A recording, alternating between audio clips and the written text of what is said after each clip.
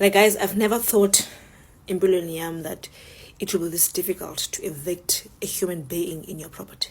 Like, I always thought you could, buy property on auctions, and then it's going to take you around about 6 months to evict the person, and then you can be able to, sell it or keep it and make money, and then you move on. Guys, the exercise has taught me something good. It's not easy to evict a person in a property in South Africa. Guys, it's been 14 months. Literally 14 months. You probably have viewed some properties and they could be okay on paper. The numbers make sense, but there are some warning signs associated with some seemingly well-priced or lucrative property deals. Well, before you sign that offer to purchase, good property investors know that not all properties are good deals. And here is why. In this episode, we'll talk about how to identify some red flag properties, as those can be quite risky, so move with caution. Welcome to Compounding Your Wealth, where we talk about practical ways you can make your money. And if you are into property, this is the episode for you. Don't forget to like, to share, and to subscribe if this is the kind of content that is of value to you. Back to the episode. These red flag properties typically have the following significant issues. Red flag number 1, legal disputes. This is what you can probably expect if you are going down the eviction process. Just quickly watch this video from this lady. 14 months, literally 14 months, trying to evict a person in my property. This person is staying there for free, enjoying the benefits of free water, electricity, free accommodation, not paying rates, not paying nothing. And he's refusing to leave my property. And the worst part, the property is in the township. Guys. I got the court order in January to evict the guy. And I thought, yes, it's coming to an end. Little did I know, it's another process to actually instruct the sheriff to carry out an eviction. It is so difficult to evict a person in the township. Like, guys, the order was given good January, I think around 20th. And we instructed the sheriff that they must go and evict that person. They told us that is not easy. They have to get the police to escort them. And also, I must be aware that there is a backlog of people to be evicted. So I'm adding to that backlog. So I must actually wait for my turn. That was around 29th of Jan. We are now, what is the date today? The 9th of April. They're still telling me they are waiting for the police to give them the instruction to go and evict.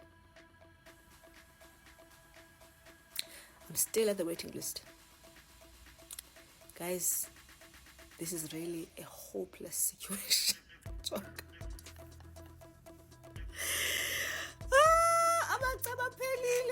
guys, I'm at the mercy of the police now to actually push my name to the front so that I can actually get access to my property. I want to sell that property. I don't want it anymore. There are legal fees for the eviction, the money that you spend to purchase the property itself, the levies that you may be paying monthly, the electricity and water rates you are paying every single month. You need to have money to have illegal occupants' belongings removed from your property. You need to have people who will come and clean, so those are cleaning fees, and fixing of any damaged things, which is definitely likely. All of that you are paying for out of your own pocket. Let's not forget the trips to and from the property and the emotional stress that comes with it.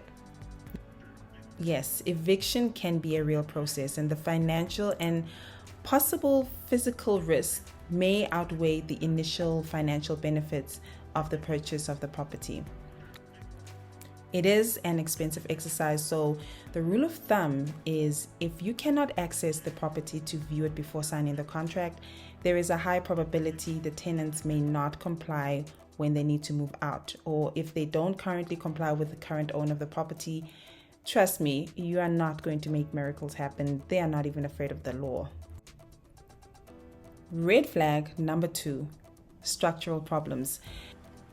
We tend to want cheaper priced properties, and usually those may typically be older properties or ones that are not in the best shape. That is part of the investing game. You want something more affordable and you want to rent higher than your costs or sell higher if you are flipping that property. I am sure you have heard that you want to invest in the worst property in the best neighborhood. Now, if you are going to invest in property, it is best that before signing, you have an engineer or a builder, basically someone professionally certified to fix any common structural problems in properties, to come and inspect it. You can estimate how much it will cost to fix those problems, but just as importantly, they can identify beforehand what could be serious structural problems in both the short run and the long run. Some properties are illegally built, meaning there is no formal inspection performed on the property, and if it fails inspection, then it has to be for a good reason. I viewed countless properties, and I remember this particular one where the bank did not authorize the sale of the property to go through, and it really was for a good reason. It's important to get a second opinion on various types of cracks on walls, mold, leakages, and it's also good to get approved house plans. Red flag: environmental hazards. These can include extreme temperatures and weather events like floods, fires, earthquakes, and pollution. These can pose significant risks. The amount of time it would take for rebuilding to take place is still going to take money out of your pocket, never mind losing all your prized possessions in the property. In those months your property is getting fixed, you are not cash flowing because you will not have a tenant. If you happen to view the property on a rainy day, that is actually a good thing. Do not cancel your appointment. You will see if the roads are okay, if the area experiences flooding, you will see if the roof is leaking. It is honestly a great opportunity for you to see how the property holds in such conditions. These are obviously some suspensive conditions you would have included in your offer to purchase contract. A series of books I would highly suggest for you to read are by the author Jason Lee. You will find the link in the description below so you can have a really good idea on what to put in your contract to remove some level of risk on your part by adding these clauses. Red flag number 4. If you identify many abandoned houses, that is not a good sign too. It attracts a lot of criminal behavior and possible homeless people. This goes hand in hand with the first point about evictions, because who wouldn't want to stay in a property for free and have all their rates and taxes paid for them, right? In areas with a high number of homeless people, it may result in a lot of illegal activity because, they have to find a way to make money to eat, and in a lot of cases, this leads to house break-ins, and in some cases, they get to use drugs to escape the harsh reality of life. Then we have a safety concern when people are always under the influence. I think you'll be able to identify an abandoned house. It's usually the one that is unkept. And that should be a sign that with a lot of homeless people in the area, the property that's nearby, it probably will lose value over time. I've had to personally rethink a property investment because I personally did not feel safe going to a particular neighborhood anymore. And funny enough, even men who had to do some electrical work there also were a little uncomfortable. That to me was not a good sign. Remember, there will come a time when you need to fix some issues at the property. The agents will also need to go there to let the tenants in, exchanging of keys and to inspect the property. And if you're uncomfortable going there, how can you expect your team of people to work there and your tenants to also live there? No matter how good the numbers look, that may be a clear sign that the neighborhood is changing. And remember, the community has a major impact on the kind of clients you will attract. And if it's not to your standards, that may be damaging to your pocket in the long run. We don't evict people. Uchokum said that. Have you ever seen someone at the house being evicted? It has never happened. It only happens in the suburbs where the rich people stay. But here, we have our own rules here. We don't evict people. And once you try to evict us here, the community will be up in arms and you will face the full might of the community. I was like, hey, this meeting is tense. Made it thus far? Well, here is a bonus point for you. Even nice complexes with security, they experience break-ins. Yes. I personally do my own research. I don't rely only on the agent because, come on, they will only tell me good things, right? Look at the crime statistics in that area and the types of crimes committed. Before viewing a property in your own time, you can ask the residents if there are a lot of break-ins in the complex, because I don't think the agent or the security would really disclose the truth if they really are. Look at the local newspaper headlines. See what are the common topics discussed by residents. Even when viewing the property, find out how long tenants tend to stay at that place.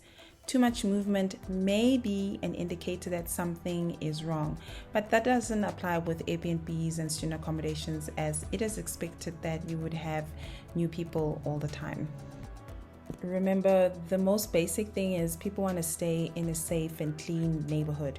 So if the place doesn't seem safe or clean, then they are not probably going to be prepared to pay a premium price. While these properties may be available at a lower price, the cost to rectify these issues can be very high, eating into potential profits. So it's crucial to conduct due diligence and seek expert advice before investing in such properties. Congratulations, you have made it thus far. Don't forget to like, to share, and to subscribe if you found value in this episode, as you will find more content like this. And you can check out the next episode where I speak about if you want to identify good property deals. Check it out.